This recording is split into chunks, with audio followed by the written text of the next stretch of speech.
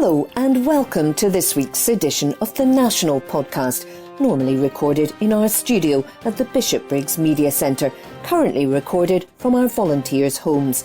To keep in touch with us, use our social media platforms, Facebook, Instagram and Twitter, which are all at Q and Review. That's CUEANDREVIEW. Or get in touch via information@qandreview.com. That's information@CUEANDREVIEW.com. Please like and share our podcasts and give us any constructive feedback. This article is from The National, date 19th August 2022, from the Culture section. Meet the author whose crime thriller trilogy is set in an independent Scotland, by Adam Robertson. A Scots author has had a series of crime thriller novels set in an independent Scotland published. Gordon Smart, 65, originally self-published his D.I. Shazia Khan trilogy, but had them officially published by Red Dragon Books in August. Born in Australia, Smart grew up in the south side of Glasgow before going on to study at the University of Aberdeen. He worked as an English teacher before retiring aged 60 and turning his full attention to fiction writing. Speaking to The National, he said, "I tried writing as a hobby, but then I got the time once I retired, and over the last 5 years or so, I've written 3 of them. I wrote the first one between 2016 and 2017. The third one was actually written in lockdown." The first book in the series, A Rendezvous with Death, is set in Glasgow and sees the wife of the leader of Glasgow City Council murdered, with D.I. Shazia Khan being made the lead investigator on the case. Smart added, "I felt it was important to have a diversity in terms of characterisation in Scotland. I didn't want just another white male detective, so I thought it was important to have someone from an ethnic background as one of my main characters." The author initially tried to find a publisher to little avail when he was writing around 2016 and 2017, but ended up doing it himself. In turn, his work was only read at first by family, friends and neighbours. He said he already had read some books set in an alternate world or history, a genre which contains some highly regarded and beloved works.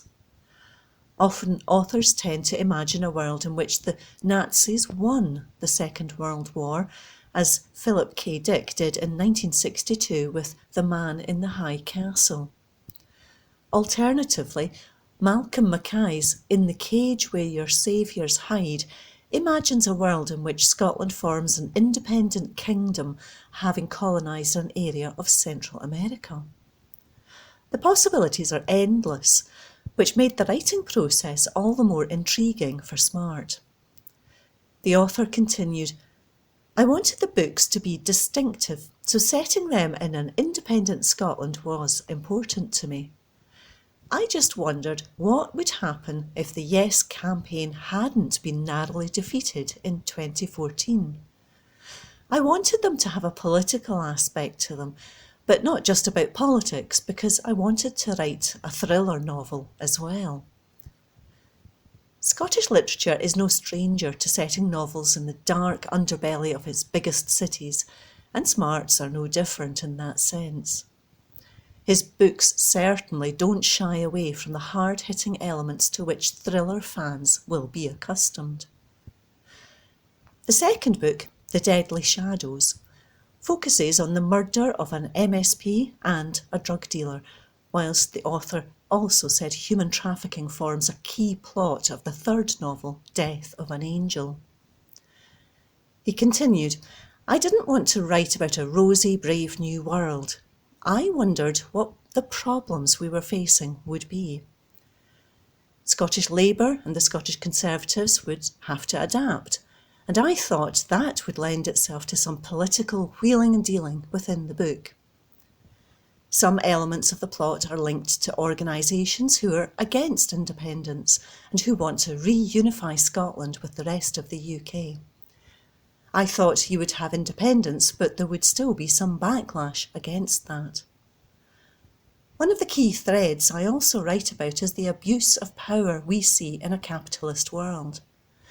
Some of my main characters are journalists trying to take big organisations down. Despite having to wait a few years before getting picked up by a publisher, Smart is aware of the relevance his books have now as the Scottish Government continues to fight its case for the right to hold a second independence referendum. Although I wrote these a few years ago, it feels like there's a relevance with everything that's going on at the minute, he told The National. He continued, I tried not to go too much into the nitty-gritty details when it came to writing. That was actually something the editors picked up on. It was a bit overloaded with all those little details at first. I'd focused on currency and things like that.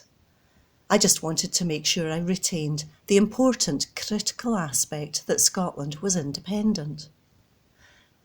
Smart confirmed that he's done with D.I. Shazia Khan for now, but that he's moving on to work on something else. He said, I wrote that trilogy but thought it was time to do something else. I'm doing something a bit different now, and that will take me a little while. That article was by Adam Robertson. This article is from The National, date 22nd August 2022, from the Culture section. Maasai Graham wins Funniest Joke of the Fringe Award for second time, by Gregor Young. A pasta pun has been named the funniest joke of the Edinburgh Fringe as the award returned for the first time since before the pandemic.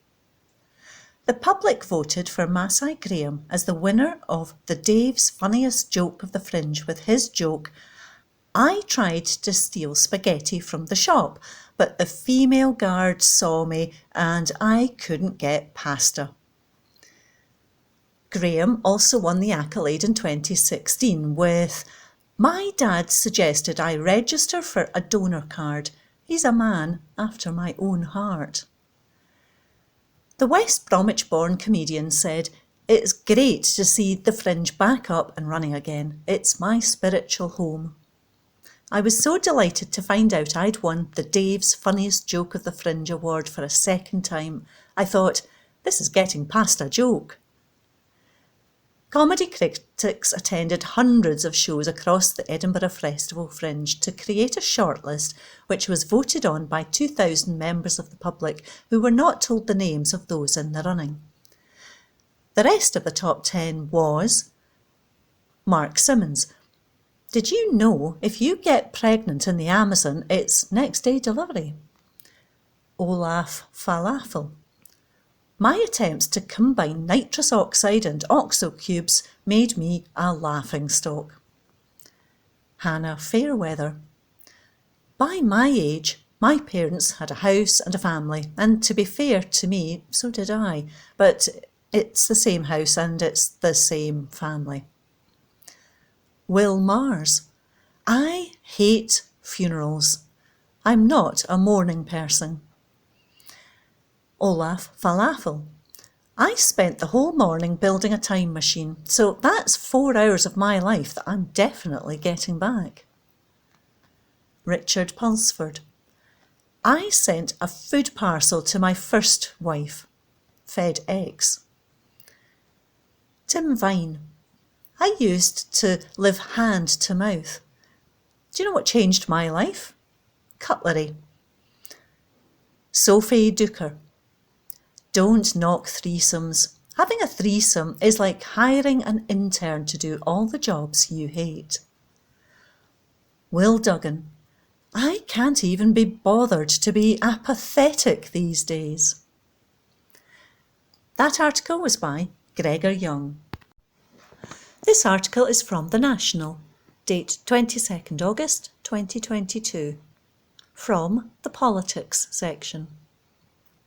Nicola Sturgeon backs new fund to help thousands of tenants with cost of living. By Adam Robertson. Nicola Sturgeon has backed a multi-million-pound fund to help support more than 20,000 tenants through the cost of living crisis. The First Minister attended the launch of the £6 million Here For You fund by the Wheatley Group, a housing, care and property management organisation in her Glasgow South Side constituency. The funds aim to support tenants from Wheatley Group, registered social landlords from across central and southern Scotland. This comes as energy bills are expected to reach around £5,000 by January 2023, while inflation could soar as high as 13% this year. Sturgeon said, "Households are facing a cost of living crisis unlike anything most of us have seen in our lifetimes, with the most vulnerable being hit the hardest. So it is vital that all those with the power and means to provide support do so. That's why I'm pleased to see the launch of Wheatley's £6 million cost of living crisis fund, which I know will provide essential support for those who need it most." The housing firm also helped tenants claim £19.6 million in welfare benefits during the pandemic, all while delivering food parcels and vouchers. Chair of the Wheatley Group, Joe Armstrong, said, "We know these are extremely tough times, and the winter will only become tougher for tenants. That is why Wheatley, more than ever, is doing all we can to protect the people we work for across Scotland from the worst impacts of the cost of living crisis." Armstrong also said the support will help more than 20,000 people living in the most affected communities. She added, "Here For You will expand and strengthen further programmes Wheatley have put in place throughout the pandemic. Programmes that we know, through hard experience, provide essential, vital support to people in need." That article was by Adam Robertson. This article is from The National, date 22nd August 2022, from the News section. St Andrews students told to commute from Dundee amid housing shortage. By Adam Robertson. Students at the University of St Andrews have been told to take accommodation in Dundee and commute amid a housing shortage in the area. The university's website says that the commute is around an hour each way, but students in the town are reportedly struggling to find nearer accommodation in time for the beginning of term.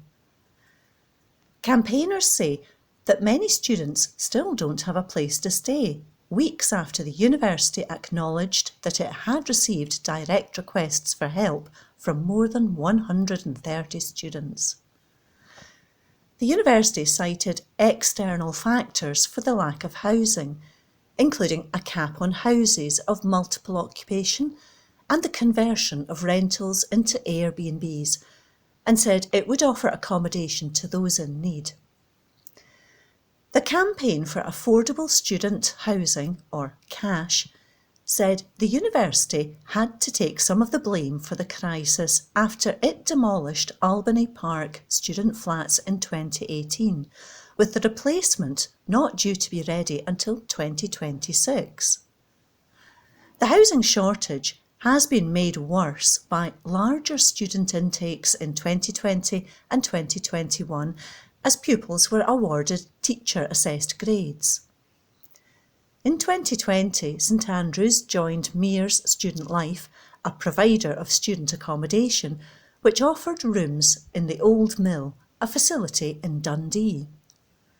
Whilst the university described the area as being in nearby Dundee, the web page for the hall also stated that it takes nearly an hour to commute to St Andrews using public transport.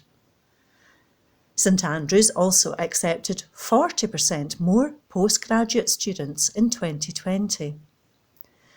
CASH said Many are flying across the world to study in St Andrews. They did not choose Dundee, and for many, this offer is simply not an option. It is believed some are looking at long-term Airbnb rentals and hotel stays. The university said, "We sympathise greatly with the stress students have reported flat hunting in a housing environment that is more highly pressured than ever." In St Andrews this year, this is related to the wider lack of properties available in the rental market for reasons beyond the university's control. We will continue to prioritise new entrant first-year students to ensure they have accommodation in time for the start of the semester. The University of St Andrews guarantees an offer of accommodation to all first-year undergraduate students that have applied. This comes after students at the University of Glasgow said they felt hopeless after being warned they were not guaranteed accommodation.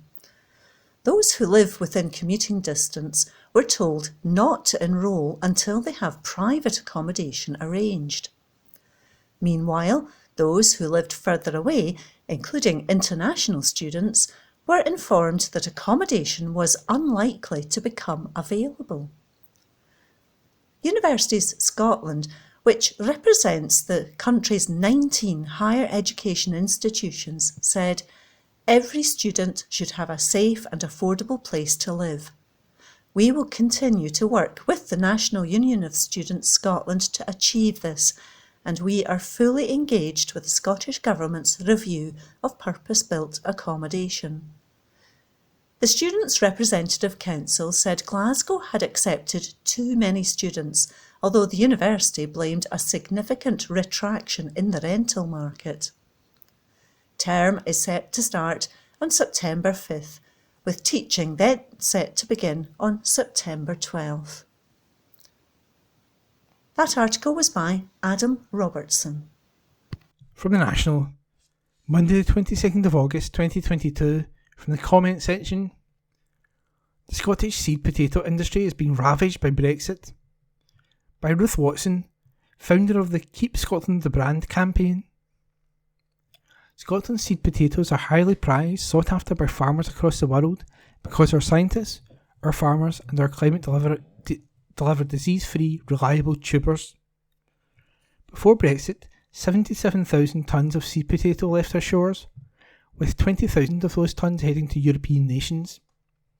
Seed potatoes from the UK are no longer allowed into the EU, and that is hitting Scottish businesses hard.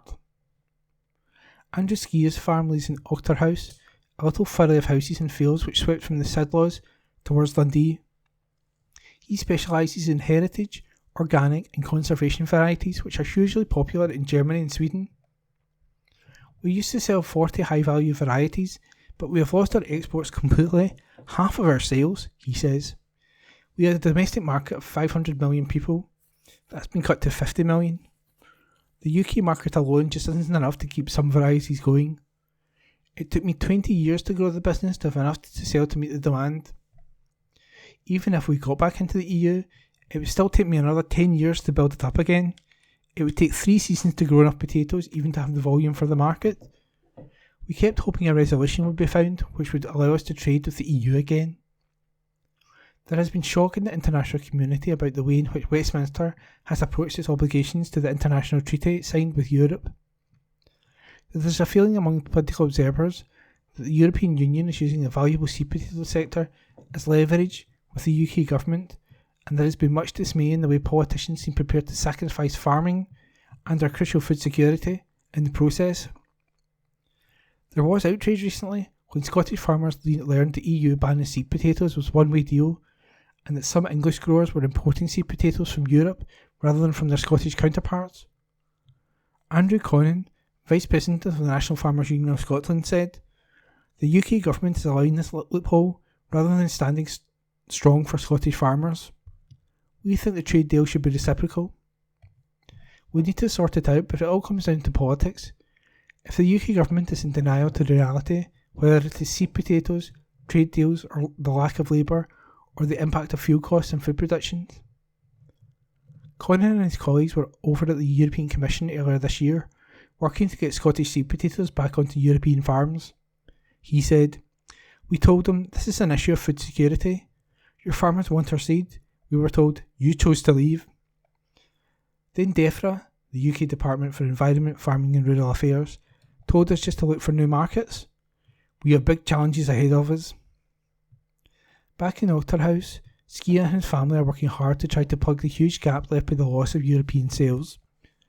They set up the Potato House, selling a range of organic and conservation seed potatoes directly to gardeners who appreciate the flavour and value of heritage varieties. "We used to go through intermediaries, garden centres and the like, but now we sell 60 varieties direct to the public online," Skia said. "We sold 250,000 seed potatoes last year. It no way makes up for the European trade we have lost, and we have cut our range significantly, but it is a welcome addition.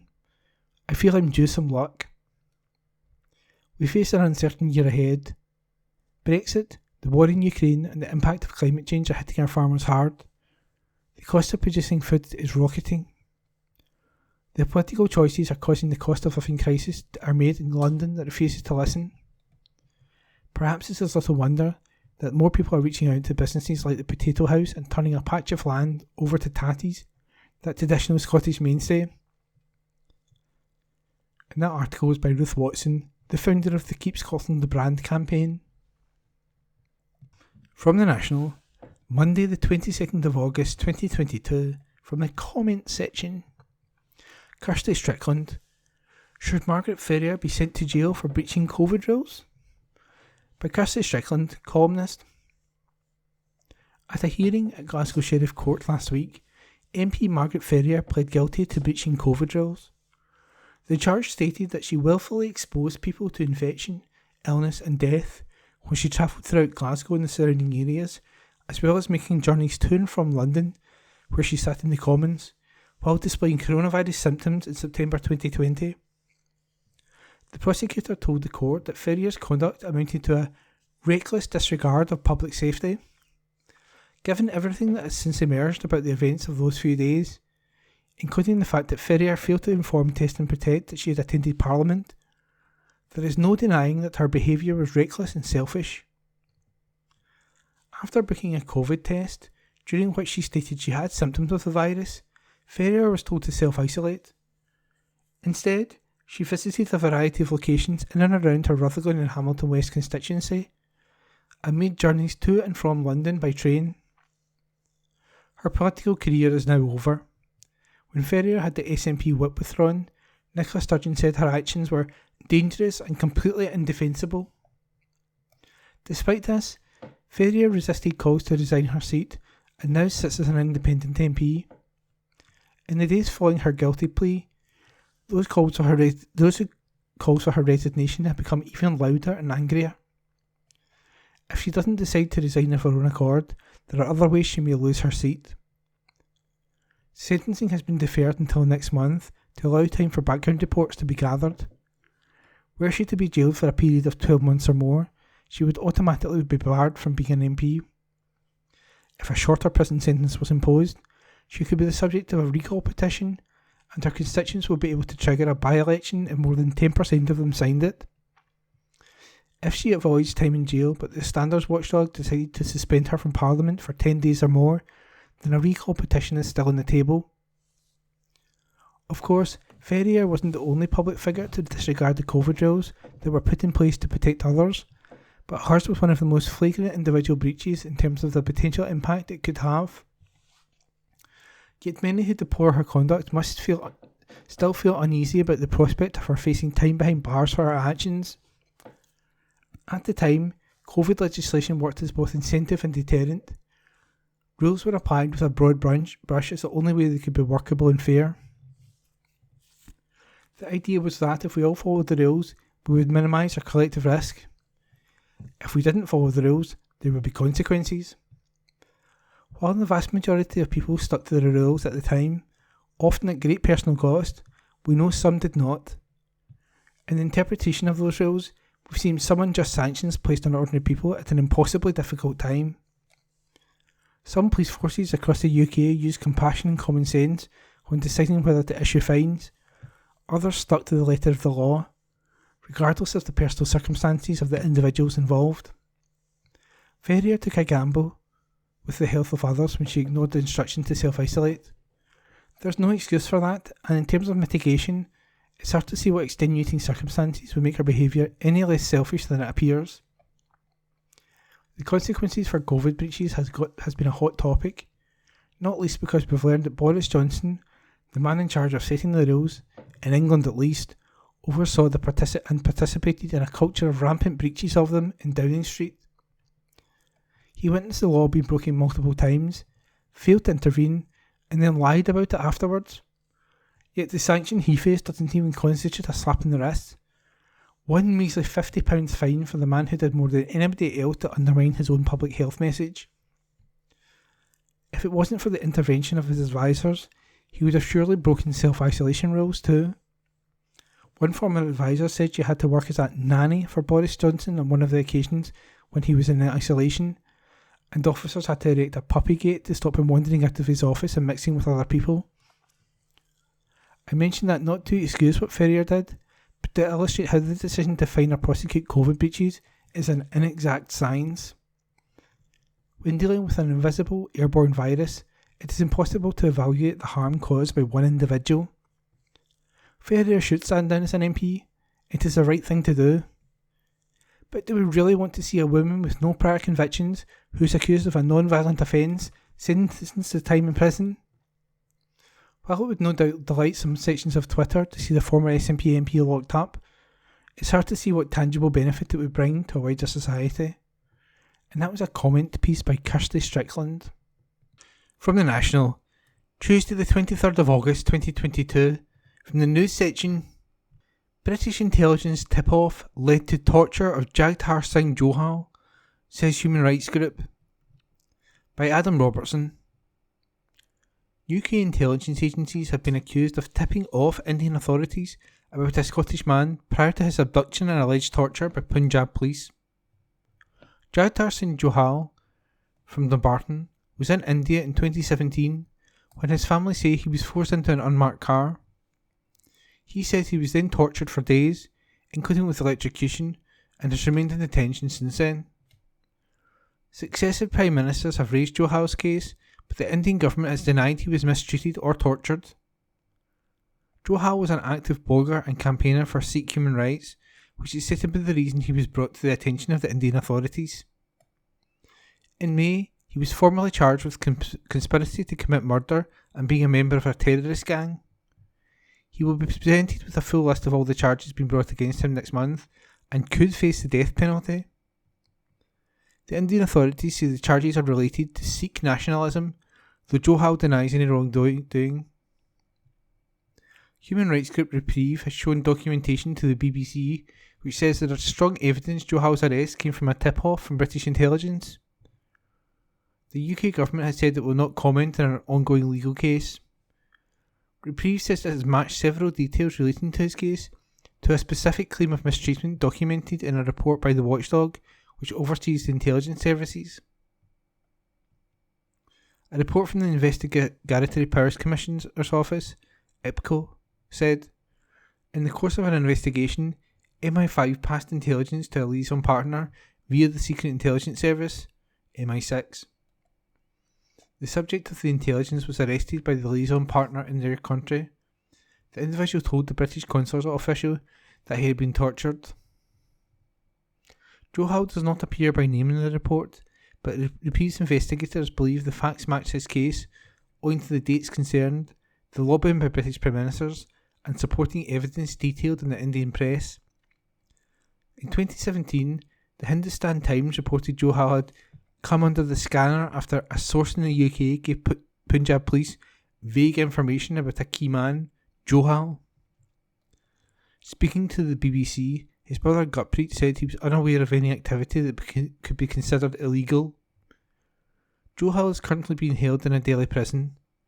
He is alleged that following his arrest, he was held incommunicado, was interrogated for hours and was initially denied access to a lawyer or British consular officials. He said he was told to sign a blank sheet of paper, which was going to be used against him as a false confession. On August the 12th, Doha lodged a claim in the High Court against the Foreign Office, the Home Office and the Attorney General, alleging that UK intelligence agencies had unlawfully shared information with the Indian authorities when there was a risk he could be tortured. Reprieve says this case suggests the government has not fixed shortcomings surrounding its policy on torture and the death penalty, and has learned little from past failings such as the MI6 tip-off, which led to the rendition and torture of Libyan dissident Abdul Hakim Belhaj. Speaking about the allegations, MP Steve Baker said, "This appalling case, where UK intelligence sharing has been linked to brutal torture, illustrates vividly why the National Security Bill needs to be improved." Responding on behalf of all three accused government departments, the Foreign Office said, "It would be inappropriate to comment on an ongoing legal case." And that article was by Adam Robertson. From the National, Tuesday the 23rd of August 2022, from the Politics section, Nicola Sturgeon prepares for Energy Summit as cost of living soars, by Adam Robertson. Nicola Sturgeon is set to chair a special summit on Tuesday to discuss how to mitigate the impact of rising energy bills. With warnings that the average amount UK households pay for their gas and electricity could reach £6,000 next year, Sturgeon is bringing together representatives from both power companies and consumer groups to discuss what support can be provided. The First Minister has already warned that families will face destitution and devastation if energy prices increase again in October. The energy price cap currently limits payments for domestic customers to a maximum of £1,971 a year. However, regulators at Ofgem are due to announce a revised limit on Friday, when the cap is expected to rise to £3,576, with further increases than expected in 2023. Poverty Alliance Director Peter Kelly welcomed the summit, along with Energy Action Scotland. Kelly said, "Across the country, people are increasingly being swept up amid a rising tide of hardship. But with the energy price cap due to increase in October, that tide threatens to become a flood. Households up and down Scotland are terrified of what the colder months will bring, and the likelihood is that, without further action, lives and life chances will be at risk. The situation could scarcely be more urgent."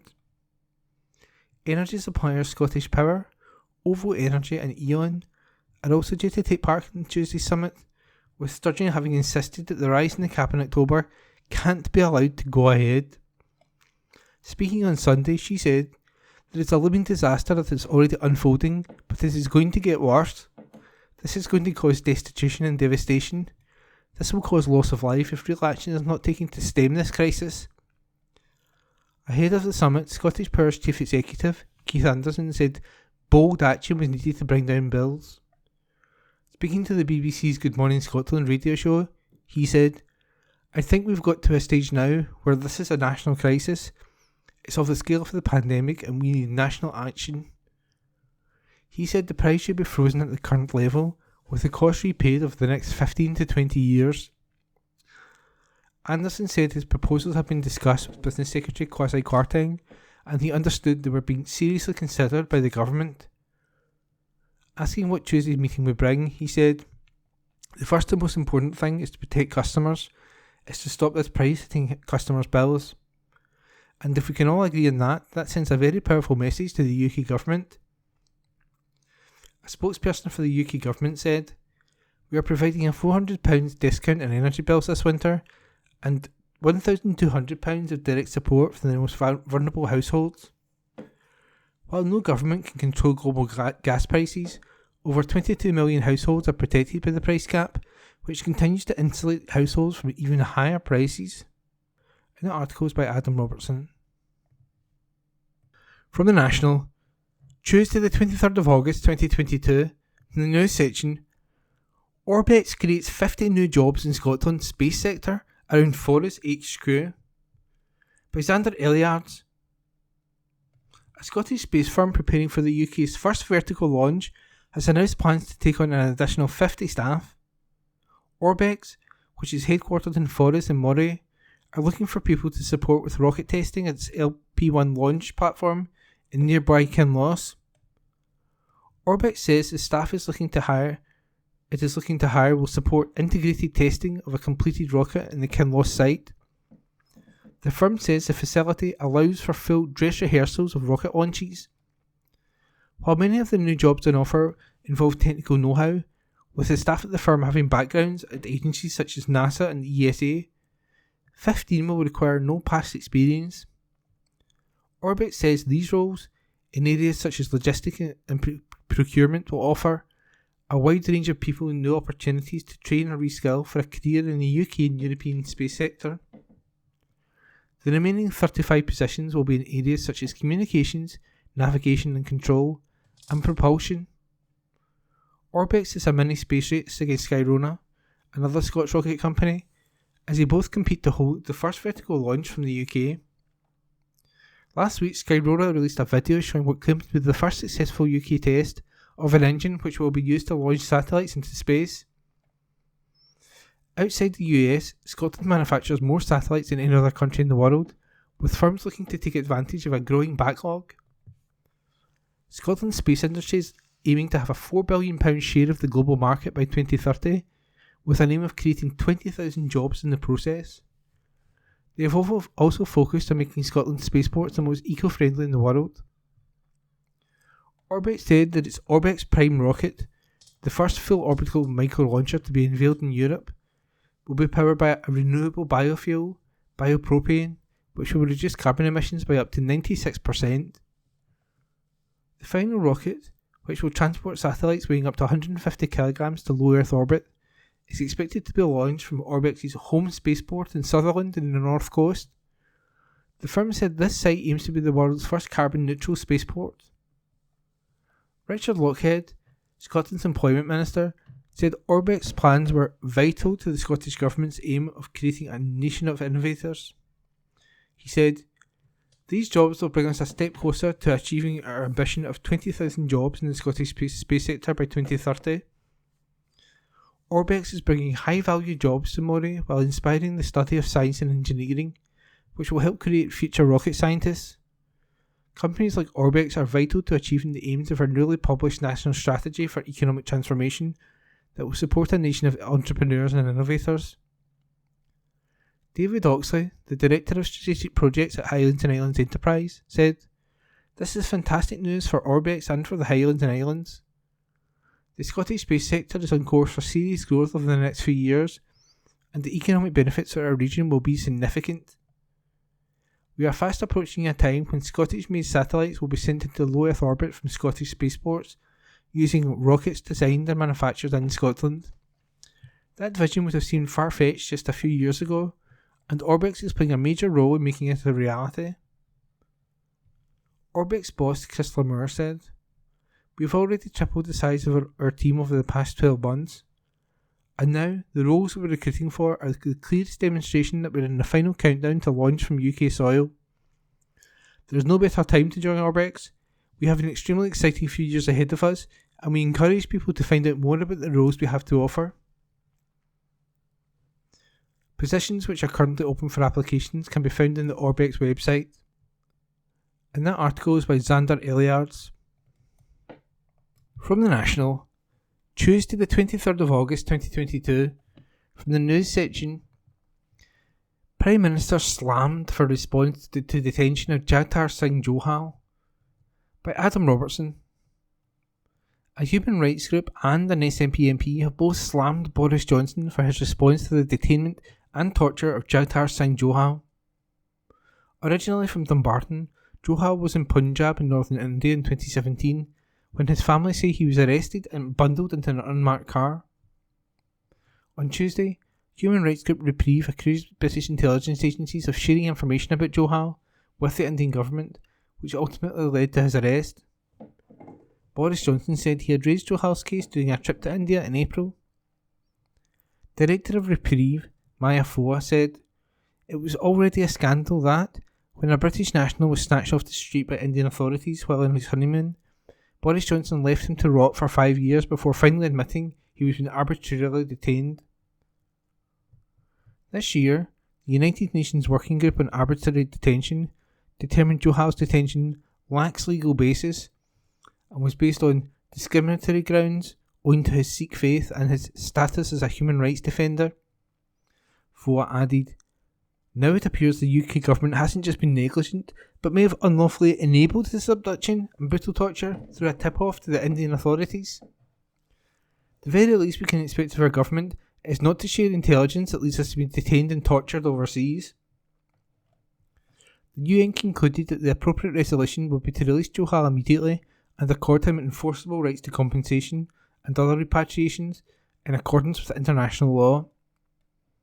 Joe Hall said he has been detained and subject to torture, including electric shocks, and faces the death penalty over his activism and campaigning for Sikh human rights.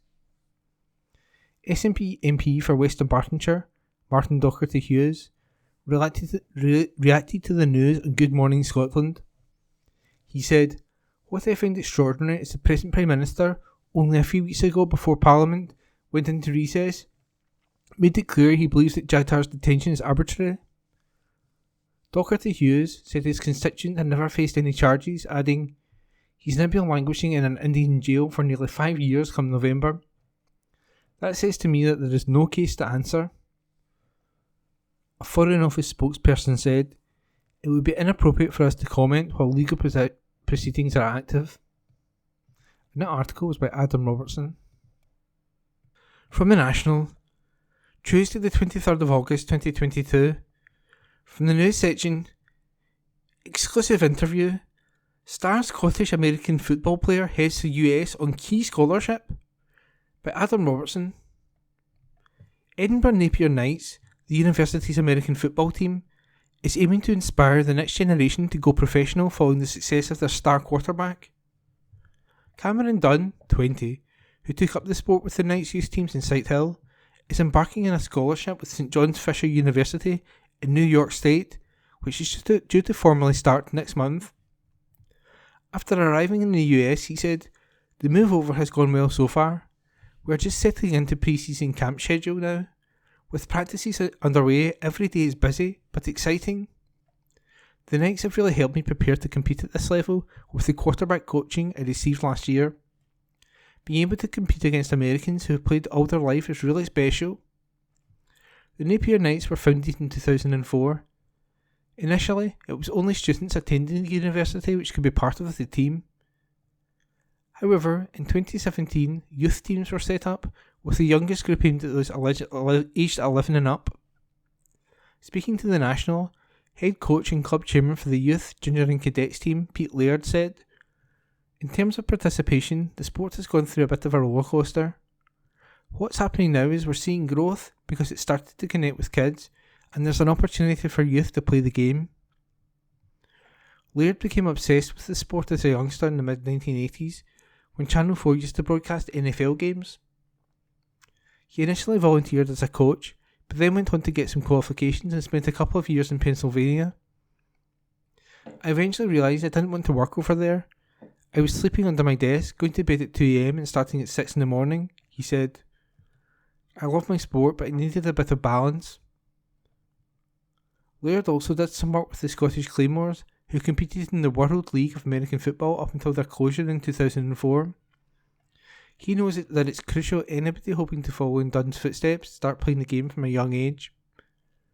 The coach said, "When I first started here, we were getting kids who hadn't played before at 18 years old, and we were having to teach them the game in 5 weeks. Now we have the cadet squad, which is for ages 11 to 13. It's non-contact, but we teach them all the basics and the terminology." The club also runs a squad for under 16s and then under 19s for everybody who falls in between the two age brackets. Although not everyone may make it to the professional game, Laird is well aware of the power of sport. He said he doesn't want the campus to be located in Sighthill. They want to be part of the community. Laird added, "We are in an area of high deprivation within Scotland, and we want to encourage kids from our part of the city and give them a pathway into sport to offer them an alternative. I'm a local kid and I want them to have that opportunity."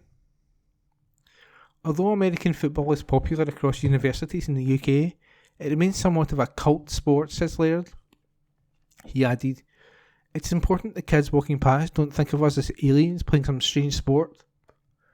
I think people may put up a blog that it's complicated. People should think of it in terms of being a game no different to rugby in many aspects. The key difference is the forward pass makes it a thrilling sport to watch. I've actually converted people from rugby, but haven't lost anyone back. As a coach, Laird couldn't be prouder of his star player Dunn making a go of things in the United States, although he remains modest about his own involvement. It's one of those things where we had to have our team weakened because he's left it, but I'm so proud of him, he says, laughing. Laird continued, ultimately, my job as a coach is to get them to that stage. I shouldn't be the best coach they've had. I should be one of many in their lives. For somebody like Cammy, I'd love to say it was all down to me, but he's a hard-working kid. He went to every skill session he could. For a Scottish kid from West Lothian to end up playing American football at that level is just amazing. I'm about coaching people, not players. As a team, we're relatively small compared to, say, Birmingham or Nottingham, who offer scholarships to kids from the US.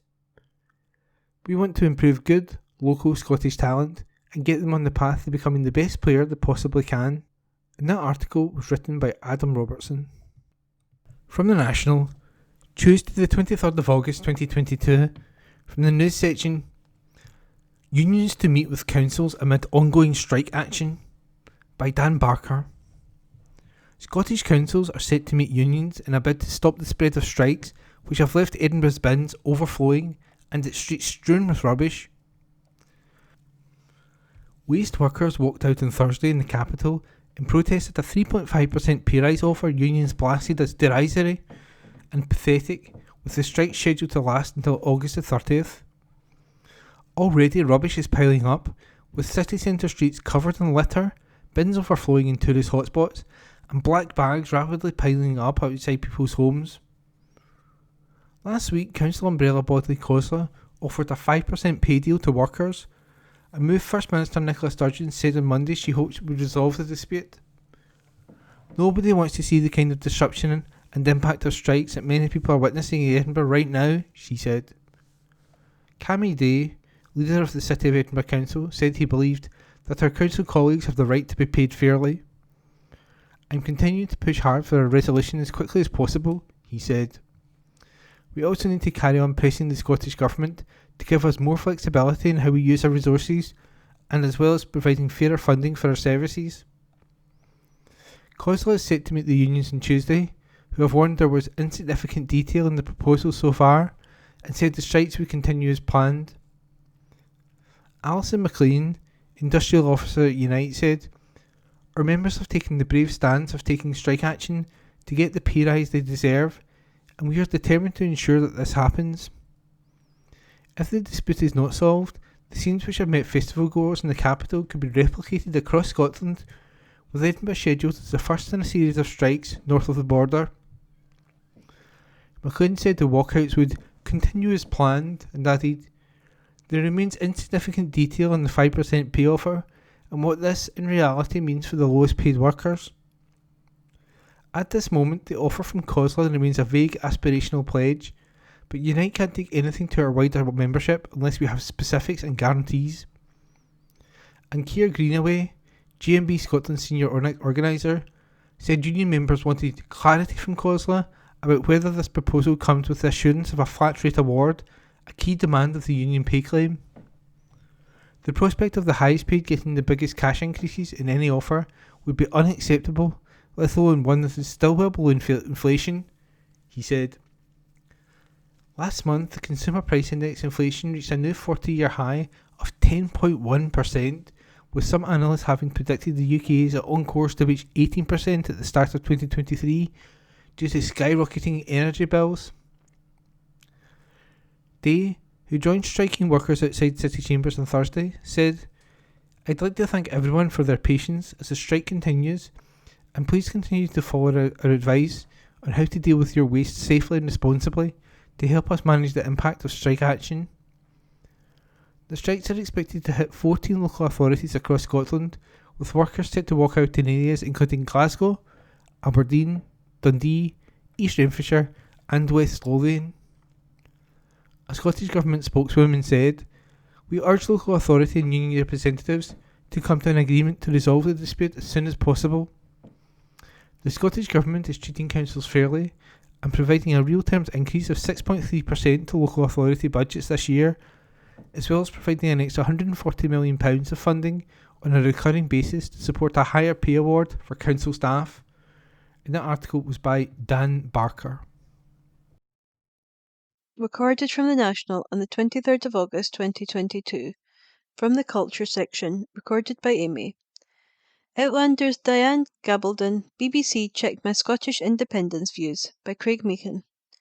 Outlander author Diane Gabaldon has said that the BBC phoned her before an interview to ensure she did not make any inflammatory comments on Scottish independence. Speaking to the National, the best-selling writer revealed that in 2014 the broadcaster had cautiously contacted her to ensure she didn't inflame the controversy around the 2014 referendum any more than unavoidable. The American made the comments while in Scotland for the Edinburgh International Book Festival after releasing the 9th edition to her series that has sold more than 50 million copies worldwide and inspired the hit TV show of the same name. She said during the interview, where she was accompanied by Tom Devine and another guest, she stayed studiously neutral, which didn't get me into trouble with the BBC. The 70-year-old said that the BBC was worried about being seen to be taking a side over the referendum. During the 2014 vote, the American came out as a maybe, saying that she was sympathetic to self-determination, she knew friends on both sides, and ultimately it wasn't her country. Asked if she was still on the fence over Scotland's constitutional future, Gabaldon said, "I'd say so, yeah. My son-in-law is Scots, and he was anti-independence for good reasons, according to him. It was quite a deal last time I came to the book fair. In fact, this was during that year, 2014. The BBC called me up to interview me cautiously beforehand and made sure I would not make any inflammatory statements about independence during the interview. As it was, I was on the interview with Tom Devine, who is vigorously pro-independence, and another gentleman whose name I forgot. He was also pro-independence, but a little more wishy-washy about it. So I was sitting there just being studiously neutral, and of course the interviewer asked, "What do you think about this?" and I gave him a modified answer along the lines of what I put in there in the Telegraph. I said I'm an American, and so you know in principle we're sort of in favour of people being independent of England. That caused people to laugh and didn't get me in trouble with the BBC. Asked for further clarification, Gabaldon said, "They did not want me to say anything inflammatory. They very much did not want me to say that."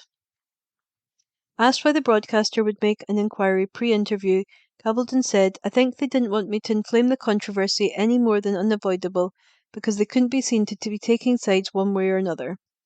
Gabaldon said Scottish independence wasn't a topic she had consistently thought about since 2014, but added that since things have changed, pointing to Brexit, she would want to take a deeper look at the issue before deciding if she had changed her mind. "I figured if the question rose again, then I'd see what the circumstances were," she said. "They have changed because of Brexit, but I'd want to go back and look at it very carefully to see, is there a chance of Scotland actually being able to be self-supporting? I mean, I don't know whether tourism alone could do it, but have they other resources? Will they be able to join the EU, for example, since I know that's one of the things they would like to do? And how would that alliance affect things? So these are all the things that I don't know and have not had a chance to investigate. I want to do that before I give you any sort of answer. The BBC has been approached for comment. Sam Hugan and Graham McTavish are just two of the show's stars to come out in favour of independence. Hugan, who stars as Jamie Fraser in Outlander, and the show made him appreciate resource-rich Scotland, while McTavish said a second independence referendum would give Scotland a chance to shape one's own destiny as a nation. That article was by Craig Meehan. Recorded from the National on the 24th of August 2022. From the Culture section, recorded by Amy. When is Martin Compston's Scottish Fling set to air on BBC Scotland? By Ninian Wilson. Line of Duty star Martin Compston is set to return to our screens as a debut date has been announced for his new BBC show Scottish Fling next month. This series will see Compston and his friend and co-host Phil McHugh take on an epic road trip around the country to explore Scottish landscapes and culture. The 6-part season will kick off in Compton's home stomping ground of Greenock, where McHugh has arranged for a trip across the water to Dunoon, and the pair get to experience the traditional seaside holidays Compton remembers from his youth. Then they will take viewers through the picturesque West Coast, where they will show all the different ways people connect with the outdoors, before exploring the Western Isles, where McHugh's family is from. One of the highlights of the show is Compton and McHugh showcasing Scotland's world-famous seafood as they sup at Inver, a green Michelin star restaurant on the banks of Loch Fyne. And through the course of their travels, the duo will traverse the east coast with stops at St Andrews, the home of golf, as well as Dundee and Aberdeen, before making their way to the Highlands. On the Knoydart Peninsula in the Highlands, the pair will try cliff jumping with outdoor enthusiast Seaman and Lucy in a once-in-a-lifetime coastal experience. Other pit stops include Glasgow, Edinburgh, Ayrshire, the Borders, Galloway and Stranraer, with the final episode being dedicated to the Lowlands. Speaking of the show, Compton said, "Having spent the last few years travelling for work, this is me getting reacquainted with my homeland, and joining me is my lifelong pal, the mighty Phil McHugh. I feel like I'm falling in love with Scotland all over again. It's the place, but it's the people. That's what makes it so special." The first episode will air on September 8th at 10 p.m. on BBC Scotland. That article was by Ninian Wilson. Recorded from the National on the 24th of August 2022. From the Culture section. Recorded by Amy. Glasgow Royal Concert Hall set for major renovation as part of £2 million investment by Adam Robertson. Glasgow Royal Concert Hall is to undergo a major refurbishment following a £2 million investment from Glasgow City Council.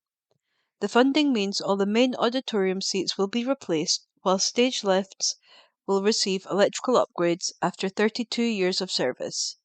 It will also allow significant accessibility improvements.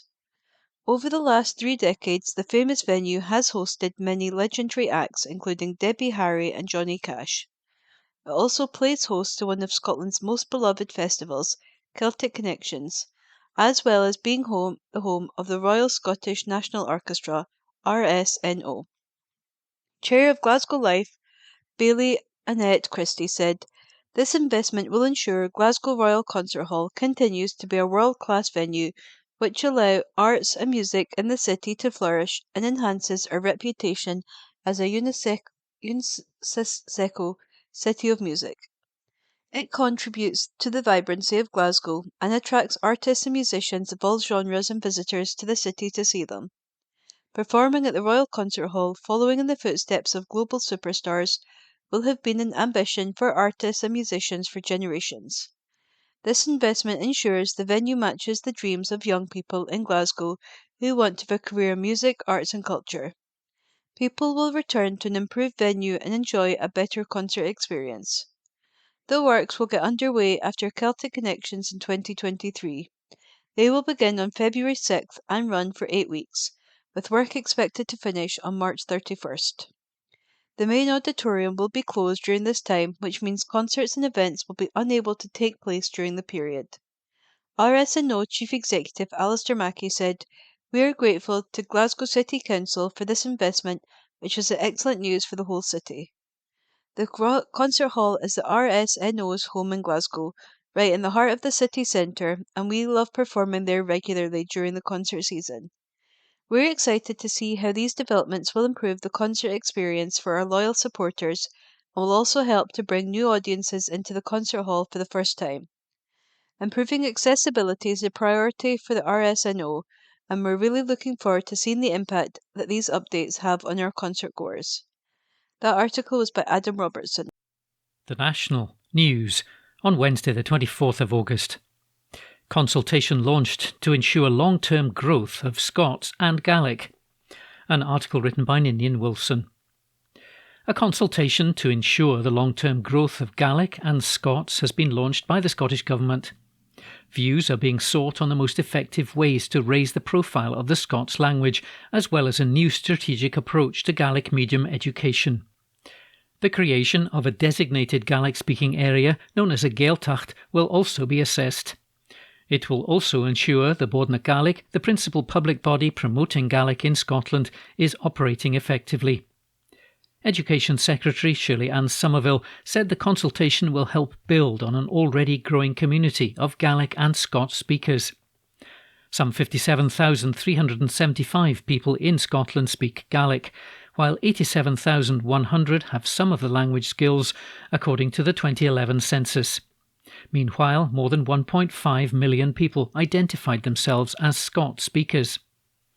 Launching the consultation during a visit to the Gaelic Medium Education Unit at Goodleyburn Primary in Perth, Ms Somerville said, "Gaelic and Scots are a significant part of Scotland's culture and we want to ensure they thrive and grow." The situation for Gaelic speakers is an improvement on 10 years ago, as there are increased numbers in Gaelic medium education and more initiatives in place to support Gaelic in Scotland. We now need to build on what is in place, and this consultation will show how we can make our measures more effective, ensuring Gaelic medium education continues to grow and provides a high-quality education, that Bodna Gaelic operates effectively in the promotion of Gaelic, and consideration is given to the creation of a Gaeltacht. Scots is spoken throughout Scotland but has never benefited from formal support through legislation, and it may be time to consider this to help promote, strengthen and raise the profile of the language. Scots is the collective name for a number of dialects, including Doric, which makes up a language considered separate from English. It's understood the consultation's feedback will be used to develop the forthcoming Scottish Language Bill. The consultation will run until November the 17th. An article written by Ninian Wilson. The National News on Wednesday the 24th of August. Test finds packaged goods in almost half of stores weigh less than claimed. An article written by Ninian Wilson.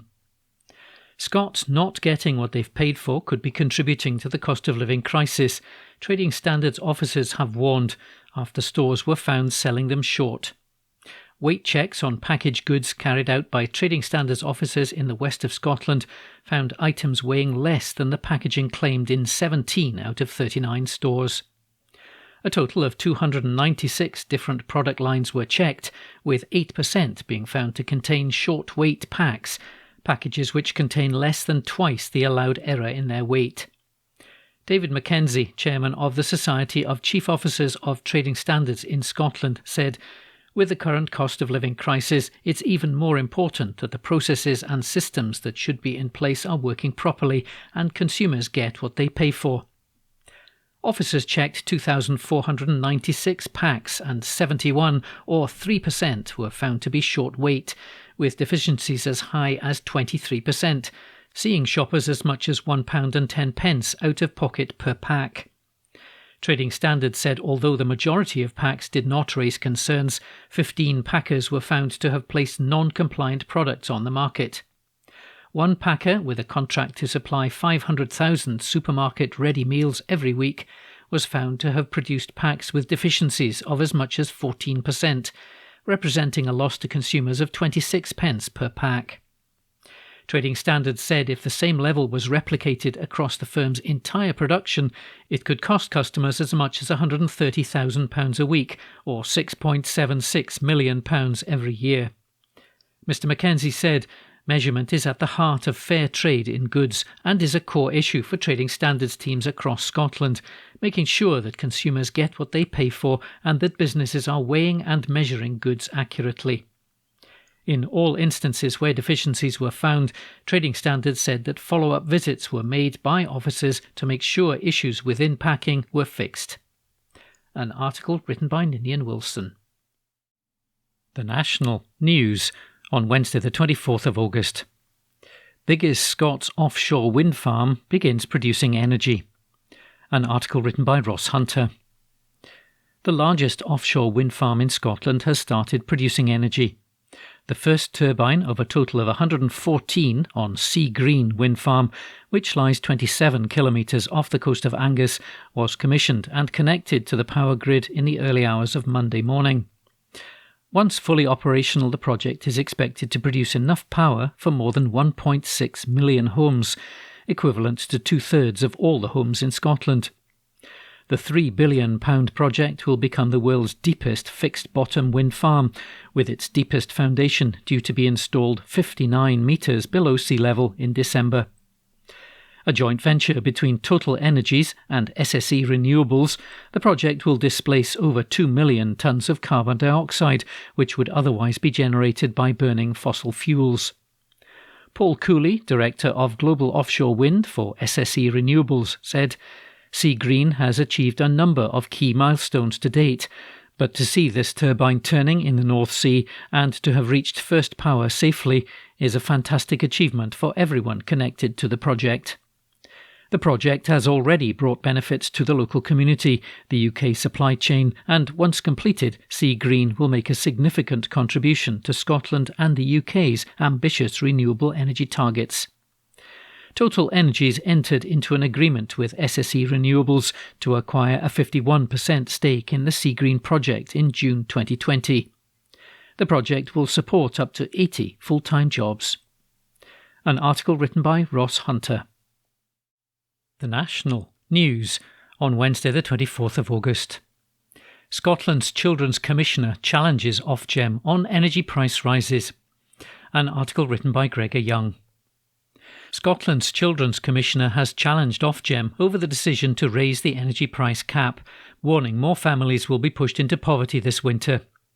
Bruce Adamson expressed his concerns in a letter to the Energy Regulator's Chief Executive, Jonathan Brearley. Mr Adamson highlighted particular concerns about the impact of the decision for families with disabled children, with some relying on life-saving electrical equipment. He said the experience of poverty can severely affect a child's development, while having a negative impact on mental and physical health, education, family relationships, aspirations and life chances. Children have told us that they feel poverty robs them of their childhood, but this is not inevitable, he wrote. Poverty is a political choice, a consequence of decisions made by the UK and Scottish governments. Regulators and others who hold economic levers can choose to either mitigate or contribute to poverty. It's beyond dispute that unfettered and unmitigated energy price rises risk pushing more children into poverty and those children already in poverty into destitution. The short and long-term consequences to individuals and to society will be devastating. Mr Adamson also asked Ofgem to demonstrate how it's considered the impact of another price cap rise, particularly on vulnerable groups. The letter also highlighted the fact that Scotland has a disproportionate number of households with no access to mains gas, particularly in rural and island areas. Costs for those households are not fully protected by the price cap, with increased costs being in excess of it in some cases. It comes after the Good Law Project issued a notice of court action should Ofgem fail to protect vulnerable customers. An article written by Gregor Young. The National Politics on Wednesday the 24th of August.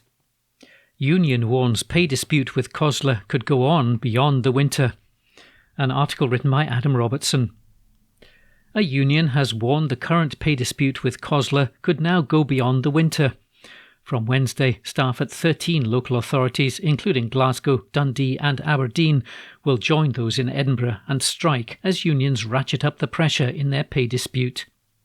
Trade unions were offered a 5% pay rise by COSLA, the body representing local government, but despite productive talks, a deal was not reached.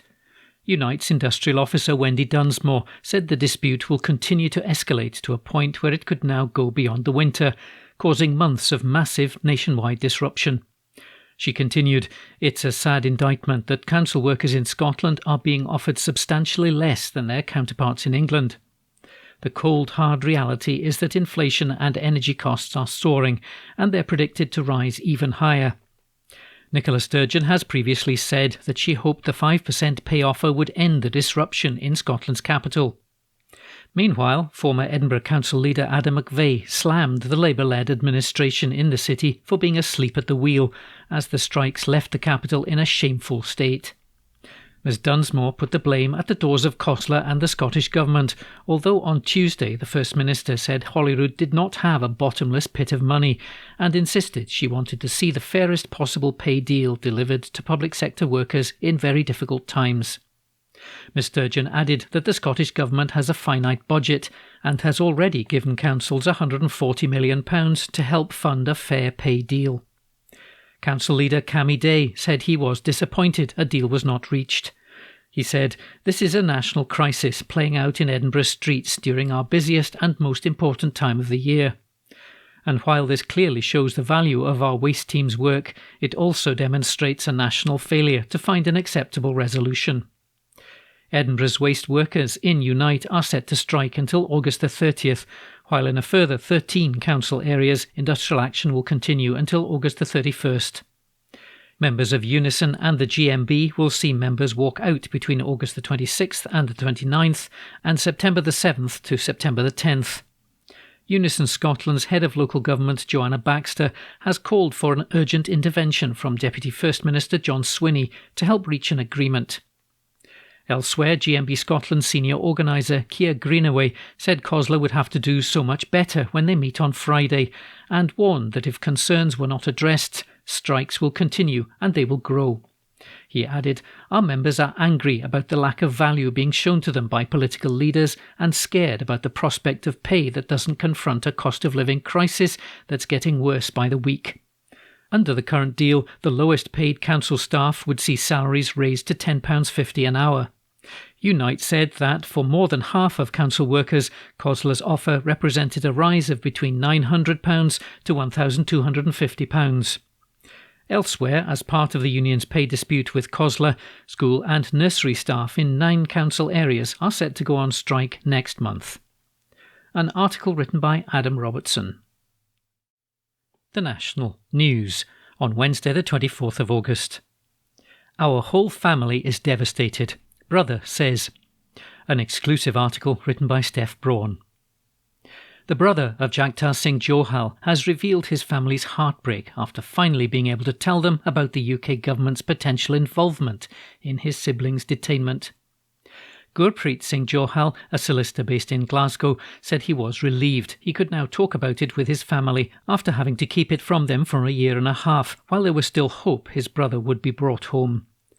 Gurpreet has said the whole family is devastated and admitted the hardest moment came on Monday evening when his children began asking why the UK government has not brought Jagtar home, while Jagtar's wife, also called Gurpreet, has had hopes of her husband coming home shattered. Meanwhile, he has slated would-be Prime Minister and Foreign Secretary Liz Truss for failing to declare Jagtar as arbitrarily detained or call for his release after meeting with the family.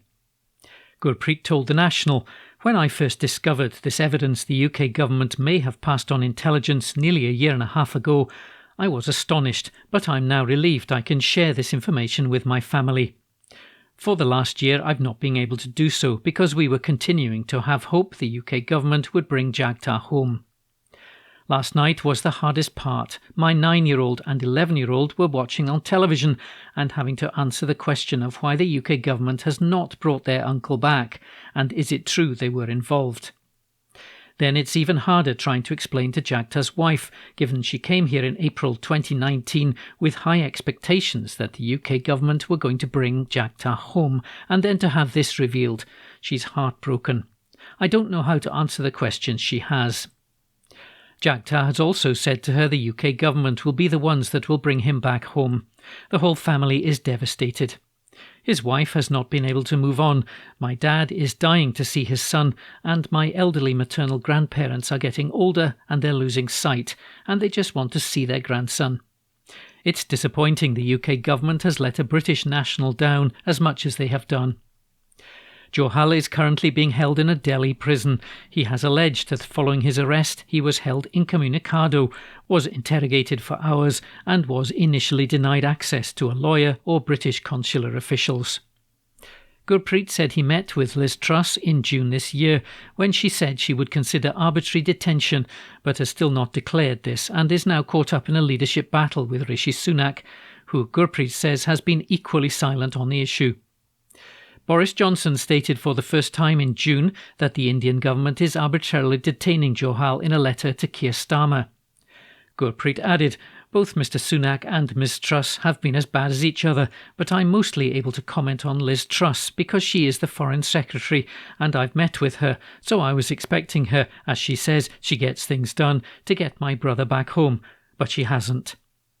Gurpreet says if the UK government does not right its wrong, a British national could be hanged to death, and it will be on the UK government's hands. He said the ball is firmly in the UK government's court now. An exclusive article written by Steph Braun. The National, August 25. BBC board member is active agent of the Conservative Party. Report by Ninian Wilson. Emily Maitlis has alleged that a BBC board member is an active agent of the Conservative Party who is shaping the corporation's news content.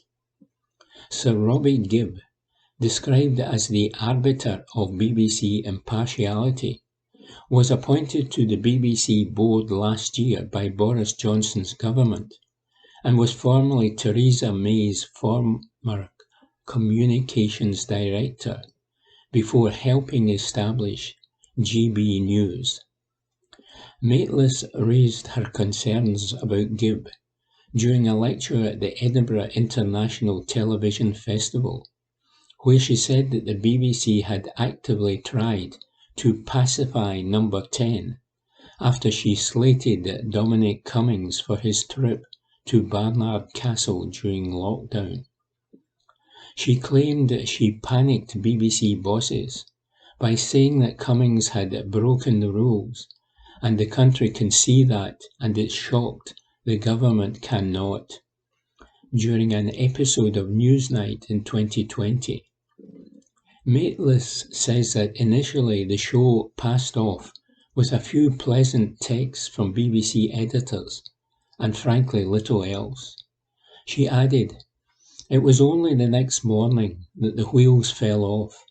A phone call of complaint was made from Downing Street to the BBC News management. This, for context, is not unusual." What was not foreseen was the speed with which the BBC sought to pacify the complainant. Within hours, a very public apology was made. The programme was accused of a failure of impartiality.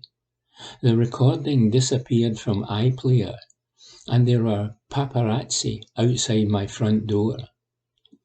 Why had the BBC immediately and publicly sought to confirm the government spokesman's opinion, without any kind of due process? It makes no sense for an organisation that is admirably famously rigorous about procedure, unless it was perhaps sending a message of reassurance directly to the government itself. Put this in the context of the BBC board, where another active agent of the Conservative Party, former Downing Street spin doctor and former advisor to BBC rival GB News, now sits, acting as the arbiter of BBC impartiality. Discussing her career at the BBC, Maitlis said that the broadcaster had often indulged in both sidesism in its effort to be impartial, something she claimed platformed individuals who should not have been on air. She gave the example of how, during the Brexit referendum, the corporation gave an unbalanced portrayal by having one pro-Brexit economist debate one other anti-Brexit economist, despite most in the contributors' line of work believing that Brexit would be bad for the economy. The former Newsnight host acknowledged that she had made mistakes in trying to achieve impartiality, adding that attacks on media professionals can lead journalists to censor our own interviews to avoid the backlash. She said that Brexit was a particularly sensitive topic, with sections of the BBC and the government going into an automatic crouch position whenever the topic looms large. She added, "And yet every day that we sidestep these issues with glaring omissions feels like a conspiracy against the British people. We are pushing the public further away. Why should our viewers, our listeners, come to us to interpret and explain what is going on when they can see our own reluctance to do so?" Maitlis said that while journalists do not have to campaign on issues, They should try not to be complicit onlookers. Finally, she said, our job is to make sense of what we're seeing and anticipate the next move. It's the moment, in other words, the frog should be leaping out of the boiling water and phoning all its friends to warn them. But by then we are so far along the path of passivity, we're cooked. A BBC spokesperson said, the BBC places the highest value on due impartiality and accuracy, and we apply these principles to our reporting on all issues. As we have made clear previously, in relation to Newsnight, we did not take action as a result of any pressure from Number 10 or government, and to suggest otherwise is wrong. The BBC found the programme breached its editorial standards, and that decision still stands. Report by Ninian Wilson. The National, August 25. Student appeals could be severely delayed by strike action. Report by Adam Robertson. Unite, the union, has confirmed that members of its Scottish Qualifications Authority workforce have voted to take strike action. Figures show that 86.7% supported taking industrial action on a 78.9% turnout, whilst 95.9% of members voted to take action short of a strike. Unite represents hundreds of SQA workers across all levels of staff and functions. The union confirmed 3 days of strike action would take place on September 8, 15 and 16. Unite General Secretary Sharon Graham said, Unite's SQA members have emphatically supported strike action due to a derisory pay offer which is worth as low as 1.7% for some workers. There are serious concerns over education reform in Scotland, and specifically what this means for the jobs of our members going forward. These concerns have in no way, shape or form been addressed. Unite will always defend our members' jobs, pay and conditions. An overtime ban and ban of accrual of time off in lieu will also come into effect from September 8 to November 30. The SQA will confirm the results of priority appeals to UCAS on September 6. In terms of standard appeals, the service opened on August 9 and the deadline for centres to submit these is September 2. Industrial action will cause disruption to this process, with the trade union estimating that up to 22,000 standard appeals could be severely delayed. In a consultative ballot in July, Unite announced that 95% of its SQA members had rejected a derisory pay offer, which is worth between 1.7% to 4%, depending on the grading of a job. The broader measure of inflation, RPI, has now soared to hit a 40-year high at 12.3%. Unite Industrial Officer Alison McLean said, tens of thousands of student appeals will be severely delayed by Unite's industrial action at the SQA. Our members are disillusioned, frustrated and angry. Not only have they been offered a brutal real terms pay cut, but they have in effect been locked out of the ongoing discussions surrounding education reform. Unite has written to the Cabinet Secretary for Education and Skills, Shirley Ann Somerville, to repeat its concerns over consultations between the SQA and Scottish Government and trade unions. They further reiterated concerns about the proposed disbanding of the SQA and the lack of assurances over job roles and locations, as well as the conditions and pay of the existing workforce in a new organisation. McLean added, Meaningful dialogue and an opportunity for staff to shape the discussions was promised to us in light of the vast experience of our members. Hundreds of workers could see their job roles and conditions being significantly altered, yet none of us are any the wiser on what this proposed reform will mean on a day-to-day basis. With regards to education reform, plans are in place for 3 new national bodies to be created. These include a qualifications body, a national agency for Scottish education, and an independent inspection body. The Scottish Government has given a commitment to delivering an operating model for these new bodies by the winter of 2022, with the organisations to be fully operational by 2024. Unite believes it would be impossible for the new operating model to be in place later this year without the legitimate concerns of its members being addressed. A Scottish Government spokesperson said, "While this is a matter for the SQA as the employer, we remain in close contact with them to ensure that resolution talks resume. We hope that any potential disruption can be avoided through further negotiation.